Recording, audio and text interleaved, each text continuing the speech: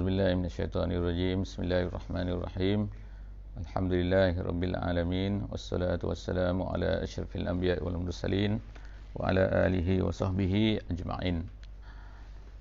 Alhamdulillah, bersyukur kepada Allah Subhanahu wa taala, selawat dan salam kepada Nabi sallallahu alaihi wasallam, kepada para pejuang Islam sehingga hari kiamat insya-Allah. Pada hari ini kita akan sama-sama melihat kepada muka surat 352 daripada surah An-Nur, daripada Al-Quran, pada surah An-Nur pada ayat 21 sehingga ayat 27 insya-Allah.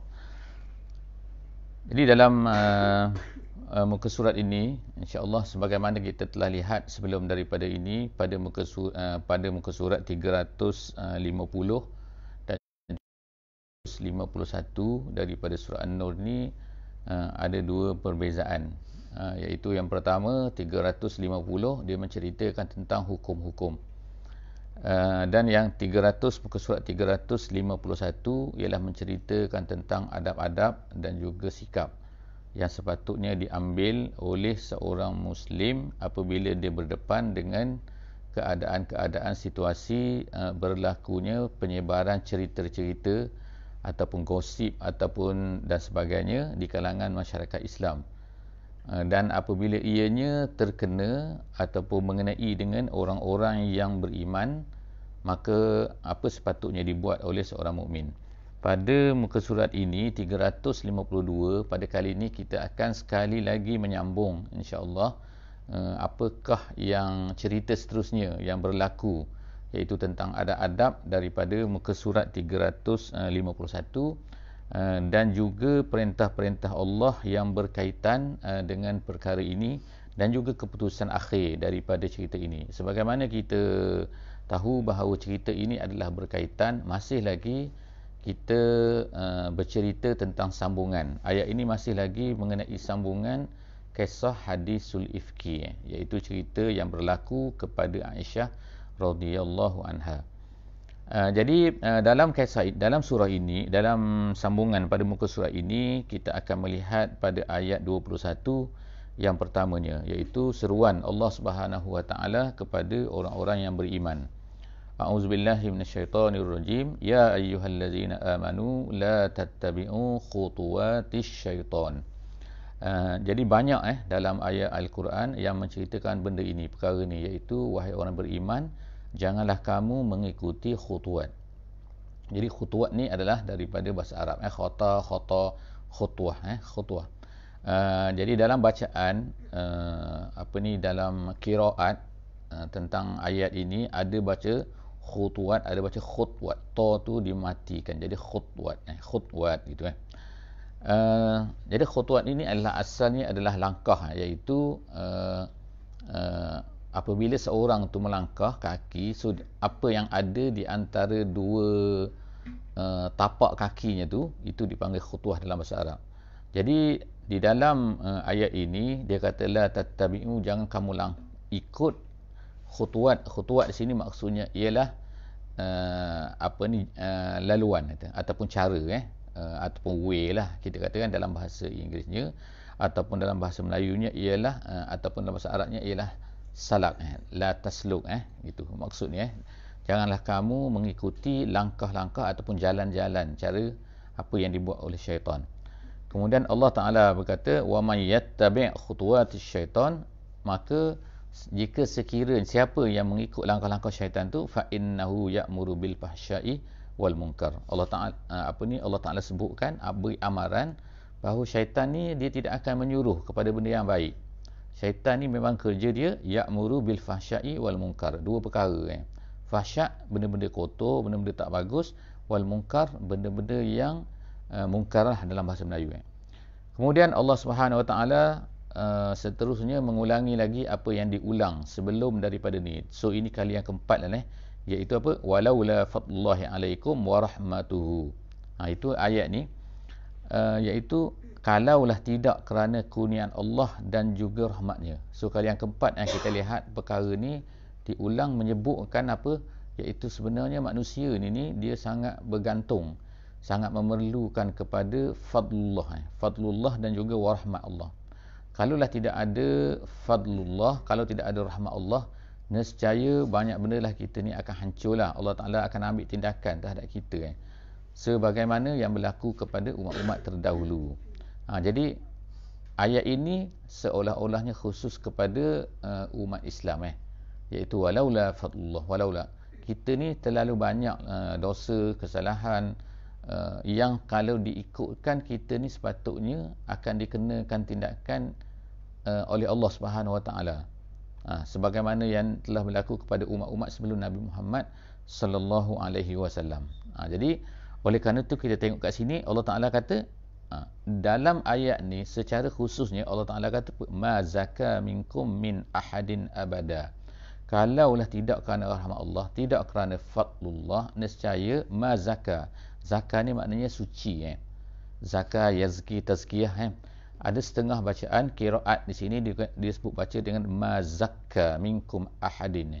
Jadi maknanya lebih kurang, tetapi maknanya itu mensucikan. Maka tidak akan disucikan daripada kamu seorang selama-lamanya. Jadi ini menunjukkan bahawa kita ni memang akan bersalah Maknanya tidak ada manusia yang tidak bersalah Tetapi dengan rahmat Allah maka Allah Ta'ala telah menerima taubat kita semua, iaitu yang disebutkan selepas daripada itu walakinnallaha yuzakki man yasha. Jadi Allah Ta'ala lah yang menerima taubat kita, Allah Ta'ala yang membersihkan kita. Kalau ikutnya kita ni memang banyak kekotoran dengan dosa yang kita buat. Jadi oleh kerana kita ni bertaubat, maka kita ni, dan Allah Ta'ala Maha tahu dan juga Maha mendengar apa yang ada dalam hati kita. Sebab itulah disebutkan dalam ayat yang tu wallahu sami'un alim. Allah itu Maha mendengar dan juga Maha mengetahui apa yang ada di dalam hati kita. Kemudian ayat 22 wala ya'tali ulul fadli minkum wassa'ah. Ya'tali ini ialah artinya ialah bersumpah. Jadi wala ya'tali ulul fadli minkum. Janganlah orang-orang yang ulul fadli, iaitu orang yang mempunyai kelebihan. Maksud sini sebagaimana ulama tafsir kata ialah mempunyai kelebihan dalam agama ataupun kedudukan. Jadi janganlah orang-orang yang mempunyai kedudukan dan keistimewaan atau orang yang bagus minkum daripada kamu wasa'ati, dan orang mempunyai kelapangan dalam hidup. Maknanya orang kaya sikitlah Allah Ta'ala beri harta kat dia, an yu'tu ulil kurba, untuk memberi kepada kaum kerabatnya. Dalam ayat ini ada setengah ulama mengatakan iaitu an yu'tu kat sini ada seolah-olahnya macam mahzuf kat sini Mahzuf situ iaitu perkataan la.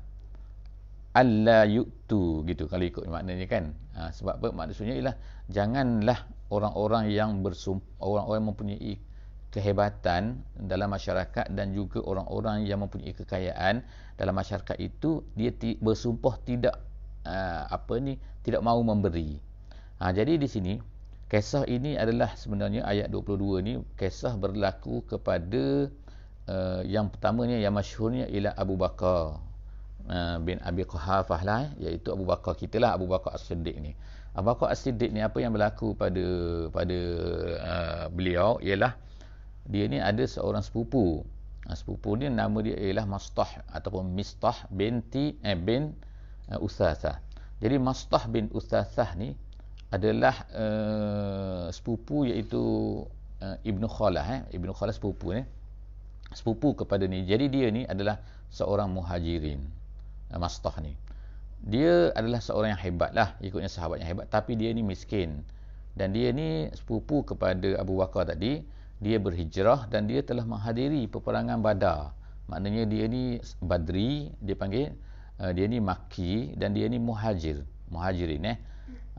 Dan dia ni oleh kerana dia miskin dan dia ni saudara kepada Abu Bakar, dan Abu Bakar ni orang yang berada sikit Jadi dia telah diberi sumbangan oleh Abu Bakar radhiyallahu anhu sejak daripada mula-mula sampai ke dia. Jadi diberi maknanya diberi makanan dan sebagainya setiap bulan dan sebagainya. Jadi apabila berlaku peristiwa hadisul ifki ni, Mastah ni adalah salah seorang yang terlibat secara langsung dalam dalam seolah-olah macam mengatakan sesuatu yang tak elok kepada Aisyah. Jadi apa yang berlaku, Abu Bakar ni telah jumpa dengan Mastah. Jadi dia jumpa Mastah, dia kata awak telah gini-gini. Dia kata tak, dia kata Mastah kata dah, aku tak, dia kata aku tak buat macam tu. Dia kata tak, dia kata bukankah kamu pergi ke dalam majlis sekian-sekian dan juga kamu lepas tu kamu mendengar orang bercakap tentang Aisyah, dan lepas tu bukan kamu ketawa sama-sama dan kamu mengatakan gini-gini, bukan?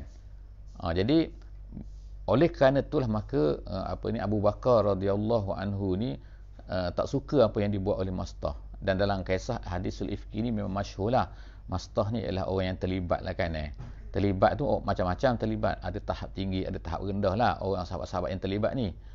Jadi oleh kerana itulah maka Abu Bakar pun bersumpah. Lepas daripada peristiwa ni, Abu Bakar bersumpah kata apa? Dia kata lepas ni aku tak nak bagi dah pada kau. Jadi bila dia bersumpah, maknanya lepas tu dia memang dia tak bagi. Jadi kesianlah kepada Mastah ni kan. Jadi bila macam tu, sedangkan dia ni orang miskin, dia ni adalah kaum kerabat kan, ulil kurba kan, dan dia ni wal masakin, dan dia ni adalah al muhajirin. Maknanya apa yang disebutkan dalam ayat ni memang betul-betul lah berlaku kepada Mastah tu. Jadi itu seorang Abu Bakar dan Mastah. Tapi berlaku juga benda ni kepada orang lain, iaitu kepada sahabat-sahabat yang lain terhadap orang lain juga. Maknanya bukan seorang lah berlaku benda ni, kes ni, tapi berlaku kepada banyak orang. Jadi oleh kerana itulah bila keadaan ni, Allah Subhanahu Wa Taala pun turunkan ayat ni. Dan turun ayat ni dia kata wala ya'tali ulul fadli minkum was-sa'ati an yu'tu ulil qurba wal masakin wal muhajirin fi sabilillah. Jadi Allah Taala kata apa? Wal ya'fu. Jadi dalam usul fiqh kita belajar kan, iaitu benda lam kat situ, lam tu dipanggil lamul amri, lam suruhan. Wal ya'fu, ya'fu tu fi'il mudhari'. Kalau ikut fi'il mudhari' itu maknanya dia sedang melakukan ataupun dia akan melakukan. Tapi bila masuk lam kat depan tu, maka lam tu menjadikan fi'il tu ialah amar, suruhan. Jadi wal ya'fu wal yasfahu, dua perkara sini Allah Taala kata ya'fu lah. Ya'fu ni apa ni, kalau kita kata afwan orang Arab tu, al-ya'fu ni maknanya kalau kita terjemah kata memaafkan. Tapi sebenarnya ya'fu ni, al-afu ni dia berbeza kan. Macam kita minta kepada Allah Subhanahu Wa Taala dalam bulan Ramadan kan. Kita bulan Ramadan kita kata apa? Minta Allah Subhanahu Wa Taala tuhibbul afwa fa'fu anna kan. Ya Allah, engkau ni maha afu, tu sukakan af, maka oleh kerana itu afkanlah kami. Jadi afu tu dia lebih tinggi lagi. Lebih tinggi apa? Sebab dia ni daripada, kalau ikut bahasa Arabnya, afu ni ialah digunakan oleh orang Arab apabila angin meniup satu debu ataupun meniup satu pasir tu kan, maka dia menghilangkan daripada pasir dan juga debu daripada tempat tu. Maka itu dipanggil afu tu. Dalam bahasa Arab. Jadi digunakan perkataan afu di sini ialah nak menunjukkan, iaitu apabila orang tu memaafkan kesalahan orang dan dia tidak ingat lagi kesalahan tu. Maksudnya dia melupakan orang buat kesalahan tu pada dia. Jadi itu nama dia afu. Kalau maafkan biasa mungkin kata saya maafkan, tapi saya ingat lagi kan bahawa awak pernah buat salah dengan saya. Tapi afu ni dia tak ada. Jadi Allah Ta'ala gunakan perkataan tu menunjukkan kepada ketinggian tingginya kena maafkan tu, wal ya'fu. Yang kedua, yasfahu. Yasfahu ni ialah satu maqam lain lagi, satu tingkatan lain lagi. Maknanya ialah hendaklah kamu lepas daripada maafkan tu, kamu hendaklah berbuat baik kepada orang yang kamu beri maaf tu. Maknanya kalau maaf saja ya'fu, tapi yasfahu ialah kena buat baik kepada orang tu, ihsan, buat ihsan. Dalam bahasa Arab dia kata kepada orang yang kita maafkan tu. Jadi Allah Subhanahu Wa Taala gunakan perkataan kat sini wal ya'fu wal yasfahu, hendaklah kamu maafkanlah, terjemahan kita kata, dan hendaklah kamu buat baik kepada orang yang kamu maafkan tu. Kemudian dia kata kat sini benda, ala tuhibbuna an yaghfirallahu lakum. Jadi ayat ni ialah soalan, soalan kita kan, ala tidakkah kamu ingin an yaghfirallahu lakum, Allah Taala ampunkan kamu? Soalan macam tu kan. wallahu ghafurur rahim. Jadi ayat ini, ayat ala tuhibbuna an yaghfirallahu lakum tu, ayat itu adalah ayat dipanggil arja ayat fil Quran. Arja ni ialah ayat yang menunjukkan kepada ketinggian harapan. Maknanya macam paling-paling lah, yang paling mengharapkan, yang paling macam Allah Ta'ala minta kamu tak nak ke Allah Ta'ala ampunkan kamu, gitu. Jadi bila turun ayat ni, ala tuhibbuna an yaghfirallahu lakum, ini Abu Bakar telah menjawab apa? Dia kata bala kan, bala ya Allah. Dia kata ya Allah, memang dia kata, aku nak kau ampunkan aku. Lalu apa yang berlaku kepada Abu Bakar dalam kisah ni ialah dia telah mengembalikan, menyumbang balik, membantu Mastah tak dibalik tu. Jadi dia panggil Mastah, dia kata ayat ni dah turun, aku sekarang tak nak lagi. Sehingga apa yang dibuat oleh Abu Bakar selepas daripada tu ialah dia beri lebih lagi kepada Mastah ni, lebih daripada apa yang dia beri dulu. Sebab apa? Sebab Allah kata tu, kamu tak nak ke Allah Ta'ala ampunkan kamu. Jadi maknanya, kalau seolah-olahnya dikata sini kan, kalau kamu tak ampunkan orang-orang yang bersalah dalam kes hadis sulit fikir ni, dan kamu tak berbuat baik kepada mereka, Allah tak akan ampunkan kamu. Jadi Allah ampunkan kamu, maknanya kamu pun buat salah banyak kan. Kalau kamu buat salah banyak, maka kalau Allah tak ampun kamu macam mana? Gitu. Jadi kamu takkanlah ampunlah orang-orang yang telah buat salah ni. Jadi sebab itulah daripada ayat inilah ulama-ulama tafsir katakan bahawa pengajarannya ialah manusia ni memang ada salah, dan Allah Ta'ala tu maha menerima taubat. Jadi kalau Allah Ta'ala menerima taubat, takkanlah manusia ni tidak boleh memaafkan kesalahan orang lain. Jadi selepas daripada tu, sebenarnya peristiwa ni, walaupun kita kata adalah orang yang akan melakukan salah, ada orang kena hukum dan sebagainya, tetapi dia adalah sebagaimana kita baca ayat sebelum daripada ni kan, dalam tu la tahsabuhu syarrul lakum, jangan kamu sangka ianya adalah buruk untuk kamu, tapi dia adalah sebenarnya ada kebaikan untuk kamu. Kemudian innal ladzina, ayat seterusnya itu kan, innal ladzina yarmunal muhsanatil ghafilatil mu'minat lu'inu fid dunya wal akhirah walahum azabun azim, iaitu orang-orang yang menuduh. Jadi Allah Ta'ala sebutlah kat sini, kalau sebelum daripada ni, muka surat sebelum daripada ni dia sebut kalau orang tu menuduh, maka hukuman dia macam ni. Tapi di sini disebut pula pasal laknat. Laknat ni maksud apa? Dalam bahasa Arab, makna laknat tu ialah jauh daripada rahmat Allah. Jadi maknanya orang itu akan jauhkan daripada rahmat Allah fid dunya wal akhirah walahum azabun azim, dan bagi mereka azab yang pedih, iaitu di akhirat ni. Kemudian ayat 24, yauma tashhadu alaihim alsinatuhum wa aydihim wa arjuluhum bima kanu ya'malun. Allah Ta'ala sebut lagi tentang apa yang berlaku pada hari kiamat kan, iaitu pada hari kiamat nanti ni lidah-lidah kita, lidah manusia, kemudian tangan-tangan manusia, kemudian kaki-kaki manusia akan menjadi saksi ke atas apa yang mereka lakukan. Jadi Allah Ta'ala sebut 3 perkara kat sini kan, 3 perkara, iaitu yang pertama lidah, kemudian yang kedua tangan, dan kemudian yang ketiga kaki. Kerana biasanya ialah ketiga-tiga inilah yang melakukan kesalahan, dan mereka ni bukannya nak melakukan kesalahan, tetapi sebab manusia tu, hati manusia nak melakukan kesalahan tu. Jadi mereka ni seolah-olah macam dipaksa untuk melakukan kesalahan. Mereka kan anggota manusia, mereka telah dijadikan secara sunatullah kan, mereka ni akan mengikutlah apa yang diingin oleh hati manusia. Jadi bila mereka ni dipaksa pada hari akhirat nanti, maka mereka akan bangkit semula, dan mereka akan katakan, kami disuruh buat macam ni, kami dibuat macam ni, kami buat macam ni. Jadi manusia pada masa tu tak boleh nak mengelakkan. Sebab apa? Mereka buat gunakan lidah, guna tangan, dan guna kaki. Yauma izin yuwaffihimullah dinahumul haq wa ya'lamuna annallaha huwal haqqul mubin. Pada hari itu, iaitu pada hari akhirat, Allah Ta'ala akan yuwaffi itu ialah bayar sepenuhnya, dan mungkin lebih kan. Wafa tu maknanya kita sapu bersih maknanya. Kalau ada benda kekotoran, sapu bersih, itu nama dia ya wafa. Jadi tunaikan. Jadi kalau bayar hutang di sini disebut yuwaffihimullahu dinahum. Dinahum sini bukan agama Dinahum sini maknanya ialah balasan Allah Ta'ala menunaikan balasan kepada mereka al-haqq, dinahumul haq, yang benar.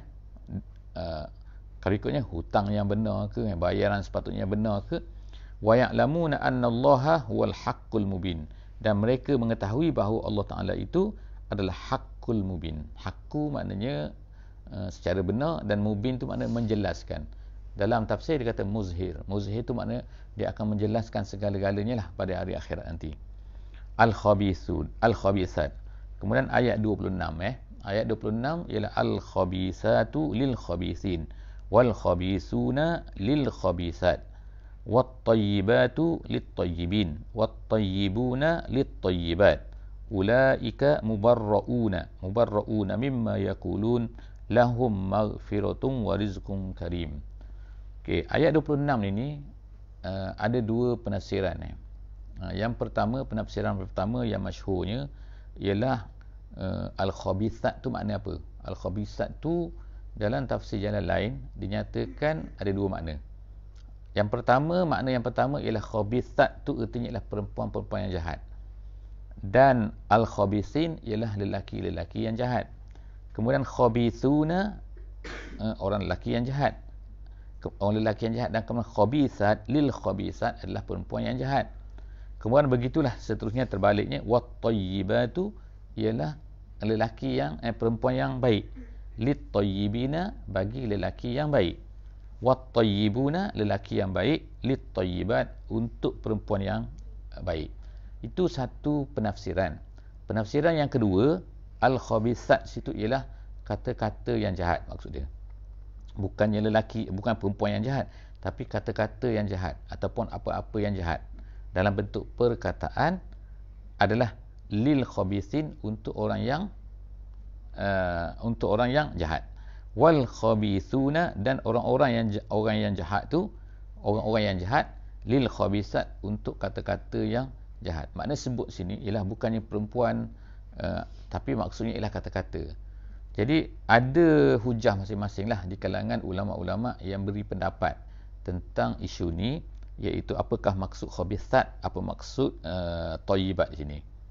Jadi saya dah sebut tadi dua pendapat tu, dan dua pendapat tu ada hujah mereka masing-masing, dan hujah orang yang mengatakan bahawa maksud khabithat dan juga thayyibat dalam ayat ni adalah untuk iaitu kata-kata yang baik, ialah kerana ia berkaitan dengan apa ni? Berkaitan dengan kisah ini. Maknanya kalau orang lelaki yang jahat, maka dia akan berkata yang jahat, seperti Abdullah bin Ubay bin Salul kan, seperti orang-orang munafik. Jadi orang munafik ni dia memang jahat. Jadi dia akan mengeluarkan kata-kata yang jahat. Itu pendapat yang kedua lah. Jadi mana-mana pun dia ada hukum-hukum yang tertentu lah yang berkaitan dengan perkara ni. Adakah perempuan-perempuan yang jahat, kalau ditafsirkan sebagai perempuan kan, boleh berkahwin dengan orang-orang yang baik, ataupun adakah perempuan yang baik boleh berkahwin dengan lelaki yang jahat. Jadi ayat ini ada banyak penjelasan oleh ulama-ulama fiqh, kita tak sentuhlah kat sini kan. Tetapi secara umumnya ada satu pendapat mengatakan ayat ini adalah hukum, ada pendapat yang kedua mengatakan ayat ini adalah nak menunjukkan kepada kecenderungan, iaitu kecenderungan orang yang jahat biasanya akan suka kepada orang jahat, dan orang yang baik sukakan kepada orang yang baik. Ulaika mubarrauna. Jadi ulaika mubarrauna, mereka itu mubarrauna dibersihkan mimma yaqulun, daripada apa yang mereka katakan. Jadi itu adalah hujah lah bagi orang yang mengatakan bahawa al-khabisat itu maknanya adalah perkataan. Kemudian habis ayat 26 ni, habislah itu ayat terakhir lah dalam menceritakan tentang peristiwa hadisul ifki. Jadi masuk kepada ayat 27 ni, iaitu ini ayat dah masuk cerita lain, iaitu ayat cerita masuk tentang adab-adab untuk masuk ke dalam rumah. Iaitu Allah SWT sebut, ya ayyuhallazina amanu la tadkhulu buyutan ghaira buyutikum hatta tasta'nisu wa tusallimu ala ahliha. Jadi kita cuba habiskanlah muka surat ni insya-Allah sebab tafsiran kita supaya kita ni mudah untuk mengikut muka surat, walaupun berlainan cerita sikit pada kali ni pada ni sesi ni. Pada muka ayat ni, pada ayat ni disebutkan iaitu adab untuk masuk rumah. Bagaimana? Dia kata, wahai orang beriman, jangan kamu masuk ke dalam rumah buyutan ghaira buyutikum, yang bukan rumah kamu. Maknanya kita pergi rumah orang lah kat sini kan. Apa yang patut kita buat? Hatta tastanisu, sehingga kamu ni istiqnas. Jadi istiqnas ni pertama. Yang kedua, wa tusallimu, dan kamu beri salam. Assalamualaikum lah kan, ala ahliha, kepada penghuninya. Jadi dua perkara sini diminta oleh Allah Subhanahu Wa Taala, diajar dalam hadis, ialah memberi salam, mengetuk 3 kali dan menunggulah kan, menunggu masa ketuk sekali, tunggu. Kalau sekarang ni tekan loceng lah kan tekan loceng sekali, dia kata kena tunggu sembahyang 2 rakaat, lebih kurang yang normal. Kemudian tu ketuk lagi, ataupun tekan loceng lagi, kemudian ketuk lagi.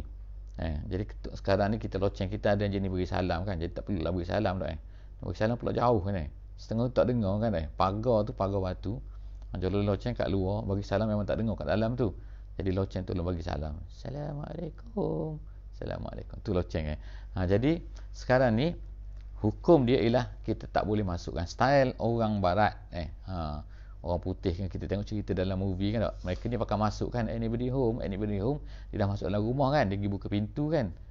Jadi dalam Islam tak bolehlah macam tu. Sebab apalah? Itu ada adab dia. Sebab apa? Sebab takut nanti yang pertamanya orang-orang dalam rumah tu tak izinkan masuk, tiba-tiba kita dah masuk kan. Yang kedua, mungkin ada dia tak tutup aurat kan, dan sebagainya kan, nanti ternampak benda-benda yang tak patut nampak jadi sebab itulah maknanya dalam Islam dia tak bagi masuk. Jadi kalau tuan rumah tu tak nak bagi masuk, macam mana? Jadi tak boleh masuk lah, walaupun dia ada kat rumah tu, nampak kan, bergerak kan, tapi dia tak buka pintu, dia tak nak bagi izin, maka tak boleh masuk lah. Itulah hukum dia. Jadi dalam ayat ni Allah Ta'ala cerita adab kan, jangan masuk dalam rumah yang bukan rumah kamu. Kalau rumah kita tak apalah kan jadi hingga kamu ada 2 perkara istiqnas.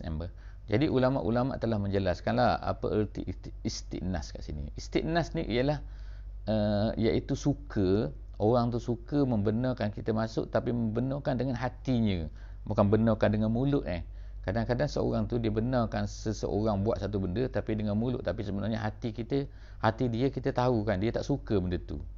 Contohnya kita pergi, dia keluar muka sikit dekat pintu. Contoh ni masuk dalam rumah kan, kemudian dia kata boleh masuk. Dia pun macam tak nak bagi masuk kan tak. Alah, kita datang daripada jauh takkan nak bagi masuk gitu kan. Jadi tu kita menekan dia. Jadi menekan dia tu bukan istiqnas nama dia. Jadi tastanisu ni ialah kamu dapat kesukaan daripada hatinya untuk mengajak kamu masuk. Kemudian bagi salam satu lagi. Jadi 2 perkara sini kan. Kita faham istiqnas, satu kena ada istiqnas, kemudian kena ada salam ala ahliha. Zalikum khairul lakum la'allakum tazakkarun. Itu adalah lebih baik bagi kamu, semoga kamu dapat pengajaran. Okey. Jadi setakat itulah saja untuk kali ini. Jumpa lagi pada sesi akan datang. Aku qauli hadza wa astaghfirullahal azim li wa lakum. Subhanakallahumma bihamdik, nasyhadu an la ilaha illa anta, nastaghfiruka wa natubu ilaik.